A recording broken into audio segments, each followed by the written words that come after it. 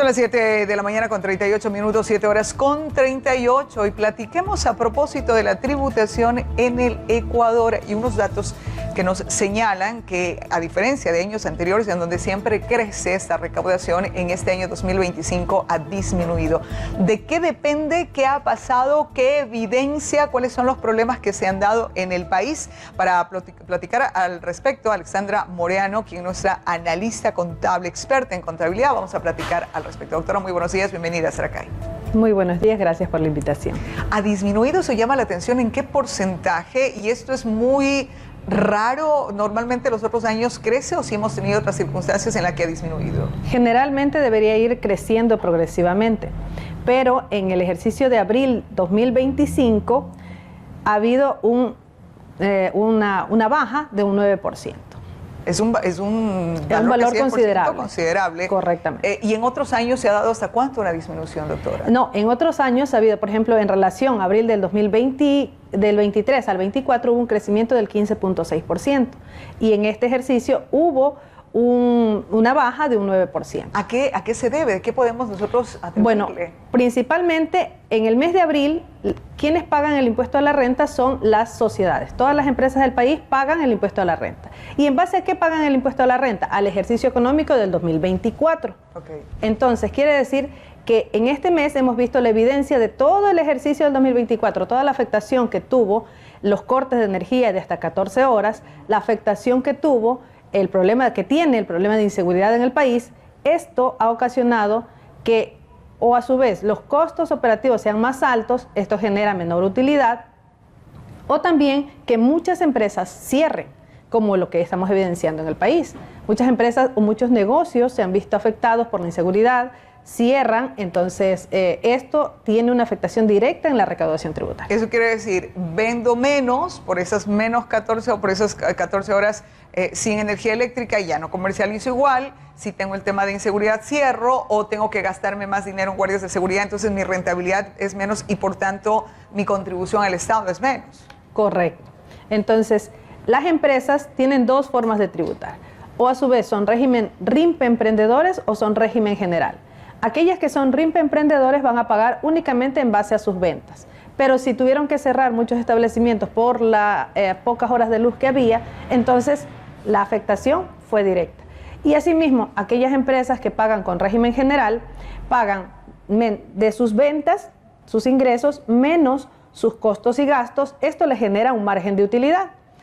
Si sus costos y gastos subieron porque tuvieron que contratar personal de seguridad, o porque tuvieron que comprar plantas eléctricas, o porque tuvieron que comprar el combustible para esas plantas eléctricas, cuando habían los cortes de luz, entonces eso tiene una afectación a sus costos, va a subir sus costos, va a generar menor utilidad y asimismo va a tener una menor recaudación tributaria. Ahora, en un momento determinado, con algún tipo de información, el SRI puede determinar cuáles son las causas puntuales. Ahora lo que nosotros estamos sintiendo desde su experiencia con los clientes, de saber por qué hay menor rentabilidad y por tanto menor tributación. Pero el SRI puede acceder en un momento determinado a entender en macro qué es lo que ha pasado. Exactamente, bueno, las principales causas son las que habíamos mencionado. Okay. En macro, el Servicio de Rentas Internas, ellos tienen algunos sistemas de control. El control de los personeros del Servicio de Rentas Internas, pero ahora tienen sistemas que tienen, por ejemplo, utilizan el Big Data para comprobar los ingresos, para comprobar la facturación, para comprobar las horas de facturación. Ahora, con la facturación electrónica, Servicio de Rentas Internas tiene acceso a las horas de la mayor facturación de cada contribuyente. Con el Big Data se puede hacer ese tipo de filtros tan exclusivos. De esa manera determinar exactamente si la afectación de los cortes de energía eléctrica fueron importantes y contribuyeron para esta disminución.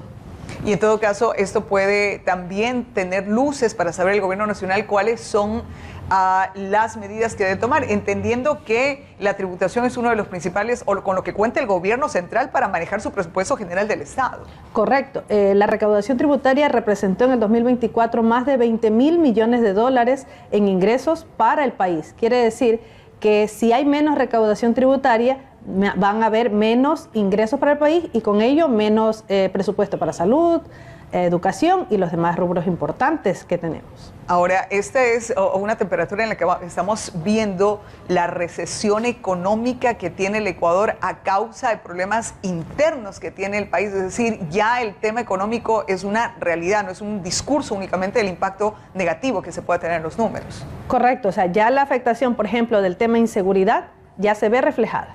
Esta inseguridad no sucedió recién, no se ve reflejada inmediatamente al mes siguiente. Por ejemplo, también es una parte importante que en relación, por ejemplo, el impuesto del IVA, que subió del 12 al 15% en abril del año anterior, en este ejercicio, en abril del 2025, tuvo un alza. ¿Pero por qué? Por esa misma variación de la tasa. No en sí porque haya habido mayor porcentaje de ventas, sino porque hubo esa variación del porcentaje del impuesto. Ahora, también el impuesto a la salida de divisas también tuvo una pequeña alza, que fue del 5.6%. Asimismo, subió. ¿Por qué? No porque haya habido mayor recaudación en sí, sino porque la tasa del impuesto subió. En el año anterior era de 3.5%, ahora es del 5%. Eso ha sido una de las varianzas para que estos dos impuestos reflejen un alza. Sin embargo, lo que muestra el comportamiento económico de las empresas en general es el impuesto a la renta. Y ese impuesto, como lo pudimos indicar, ya se vio reflejado, ya se vio afectado en relación al mismo ejercicio, por ejemplo, del año 2023, que se refleja en el 2024, vimos un alza. Ahora, del 24, que se refleja en el 25, vemos una baja de un 9%. Ahora, el año pasado también hubieron impuestos temporales que de una u otra manera suben el presupuesto general del Estado, que ya no se cuenta ahora. Claro, pero no, todavía hay unos impuestos que se pagaban en 2 años, entonces este año también vamos a tener esa misma recaudación. Sin embargo, esos impuestos son temporales que no son en mayor grado en porcentaje. Por ejemplo, el impuesto a la renta, el impuesto del IVA representa un 51.60% en relación de los 20.000 millones que estamos hablando, ¿no? El impuesto a la renta representa un 41% y el resto de los impuestos son los que representan la diferencia. Entonces, los dos impuestos principales o los 3 impuestos principales son el IVA, la renta y el impuesto a la salida de divisas. Y el ICE va en continuación, pero las afectaciones de los porcentajes ya va disminuyendo, porque son impuestos menores, porque no se aplican a todo el mundo. Por ejemplo, la contribución especial de mejora solamente son para aquellos contribuyentes que facturaban más de 5 millones. Y por ejemplo, en nuestra localidad, pocos son los contribuyentes que facturan más de 5 millones. Sin embargo, el impuesto a la renta, todos lo pagamos. A fin de año, todos lo pagamos. Lo pagamos tanto las personas que tienen régimen RIMPE emprendedores, RIMPE negocios populares o régimen general. Todos pagan ese impuesto. En todo caso, doctora, este tema de los aportes y el decrecimiento, o en un 9%, que es un valor que estamos hablando de cuánta plata, doctora, de cuánto menos para... En este año tuvimos una recaudación. En lo que vamos del año, el Servicio de Rentas Internas tiene una recaudación de todos los impuestos de 7.618 millones de dólares. Eso es lo que tiene de enero hasta abril. Entonces, ¿podemos tener un comparativo de cuánto fue el año pasado? Claro, en el año anterior fue de 9.213 millones. Entonces sí tiene una afectación, sí está teniendo afectaciones y esperemos que como el impuesto a la renta se recauda en el mes de abril para las empresas, en el mes de marzo para las personas naturales, entonces en los demás meses solamente tenemos los impuestos IVA, ISD, ICE. Entonces, en los demás meses seguramente no vamos a tener esta baja, solamente la vamos a tener en el mes de abril. ¿Por qué? Porque se trata del impuesto a la renta. Pero ahorita en mayo ya está reflejado y por eso ya podemos decir que... Claro, correcto. Es que la declaración de abril se hace en mayo, se refleja ¿no? en mayo. Entonces, o la recaudación, por ejemplo, las empresas declararon en el mes de abril y los datos se obtienen a final del mes de abril, en el mes de mayo. ¿Por qué? Porque no es que todas declaran en un solo día, va progresivamente desde el día 10 hasta el día 28. Entonces, la suma o la compilación de todos esos datos se refleja ya en el mes de mayo, pero en referencia al mes de abril. En todo caso, existe ahí una brecha que el SRI difícilmente podrá compensarle el resto del año, ya que la gran cantidad de recursos que los contribuyentes desarrollan es precisamente en estos meses. Se tenía previsto, señalaban que sea al menos igual que el año 2024, cosa que no se ha dado ya ahora en el mes de mayo, y lo que reflejaría es ese hueco en el aporte del presupuesto general del Estado, doctora? Aquí un punto bien importante. La recaudación tributaria, como vimos, ha tenido una baja, pero también hay algo que ha contribuido a esta baja. También son las deducciones especiales que hemos tenido en este ejercicio económico. Por ejemplo, la Ley de Generación de Empleo trajo una deducción de impuestos para aquellas personas que contratan jóvenes, para aquellas personas que contratan mujeres que han sido víctimas de violencia, para aquellas personas que contratan personas que tengan condena, que hayan tenido condena ejecutoriada. Eso traía deducción de impuestos. La ley de conflicto armado trajo la deducción de impuestos del aporte del IES en relación a los meses que estuvimos sin luz, que sería octubre, noviembre y diciembre. También hay la ley que permite que las nuevas inversiones productivas tengan una exoneración del impuesto a la renta de hasta 12 años. ¿Cuáles son los sectores primordiales o que tienen este beneficio de la exoneración del impuesto a la renta de hasta 12 años?